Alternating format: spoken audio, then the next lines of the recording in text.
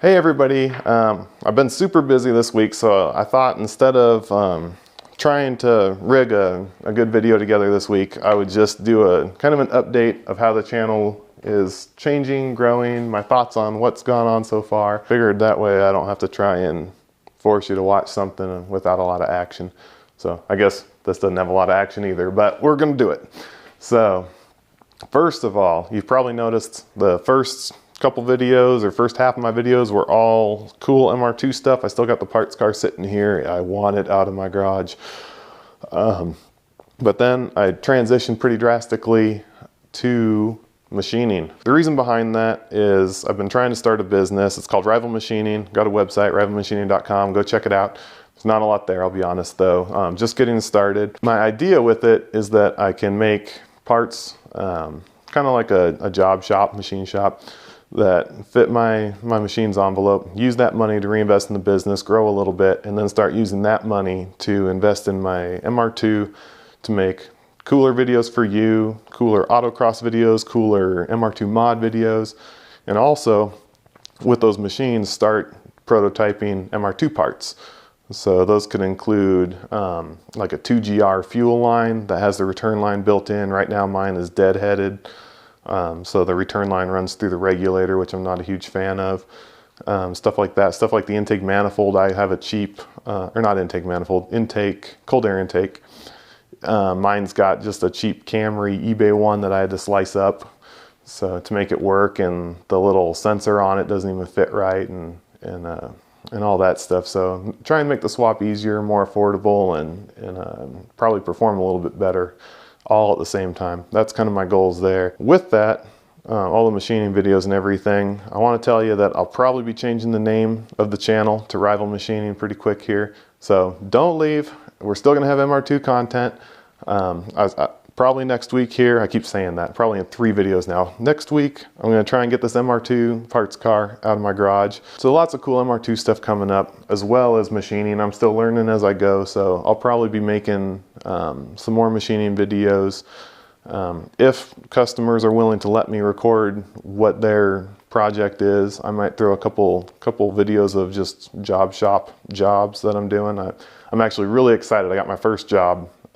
Probably shouldn't be saying this on YouTube in case he's watching, because I don't think he knows that he's my first job ever, but really cool guy to work with so far, and it's really the most validating experience because I've been working on getting Rival Machining up and running for probably 2 years now, buying equipment, playing with it, dealing with self-doubt, buying more equipment to try and cover that up, and finally I've gotten to a point where I can advertise. I feel comfortable that I can deliver products that are high quality, on time, and at an affordable rate, especially compared to what a machine shop normally would cost, because I have way less overhead. I'm not paying for a commercial space, and I'm not paying, you know, some certified machinist. So I also wanted to talk about YouTube a little bit in general. I think on one of my first videos, I kind of made a pitch and said, hey, I'm going to be making videos about every week. I never committed myself on that one too much. I said weekly, but if you haven't noticed, it's been every Sunday about 5 o'clock on the dot, honestly, because I set them to be released at that time. So that's mountain time. So probably right when you're eating dinner and your kids are going crazy and now your phone's dinging at you. But I did that on purpose so that I could try and meet my goal. So if I have a really busy week, I've got all weekend to come up with a cool video for you. This weekend, not so much. With that deadline though, that has lit a fire under my butt to make sure that I'm out here doing cool stuff in the garage so that I have something to record.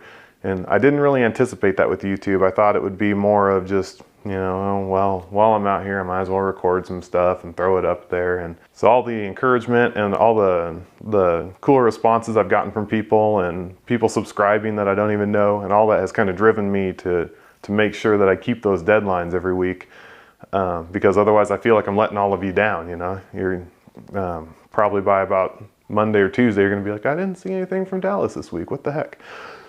It'd start blowing up my email or something and sending me anthrax in the mail or something. I don't know how you people are, but anyway. What I'm getting at though is that has probably been my greatest motivator throughout this last couple months to get stuff done. So without YouTube and everything, and those deadlines every week pushing me, I don't think I would be to the point where I can actually comfortably say I own a business now, which is awesome. Something I've been working on for 2 years. Aside from that, I don't think I'd have all the plans laid out. I've got plans for the MR2 this winter already. I'm planning on dropping the 2GR and the crappy S54 transmission, doing that transmission swap, and while I'm in there documenting everything, wiring my car back up, because it all works, but when I put it in the first time I was nervous. The service manuals aren't that good at telling you what's needed to keep the ECU happy. So I kept a lot of stuff that I didn't actually need to, so I'm going to go through and take all that out. So I've got exciting stuff for the MR2 world coming up this winter, but YouTube has helped me plan ahead because I know that, you know, every week I got to be coming up with this stuff. So committing to a weekly deadline has definitely helped me. Another thing about YouTube is self-confidence. My first video was like a minute, no big deal. I didn't really think about it, but my second video, it was a normal length video, and just watching myself talk, watching my energy level, watching my appearance, watching everything. You're your own worst critic, and it wears on you. I was editing it and I'm like, I don't even know if I want to put this up. I look dumb, and I don't like this and I don't like that, and I started to realize, especially after I did it, obviously, but the comments are coming in and everyone thinks, oh yeah, what you're doing is cool and this and that. I wish I had that cool machine, or the MR2 is cool, and you start to realize that people aren't looking at the things that you cue in on, that it's not even there. And so it really drove me and helped my self-confidence, really, when I'm at work and I'm dealing with people, or if dealing with potential customers here at Rival. I feel like the YouTube community has really helped me gain that self-confidence that I need to go to the next level. All right, so that's what I've got for this week. Sorry it wasn't super exciting, but I wanted to get everybody up to speed on kind of what's going on and why I'm making videos like this. So I hope you enjoyed it. Hope it gave you a little bit of insight into what's going on in my head and what's going on with the channel. So keep on watching. If you liked it, if you haven't subscribed yet, subscribe, and I will see you next week. Thanks.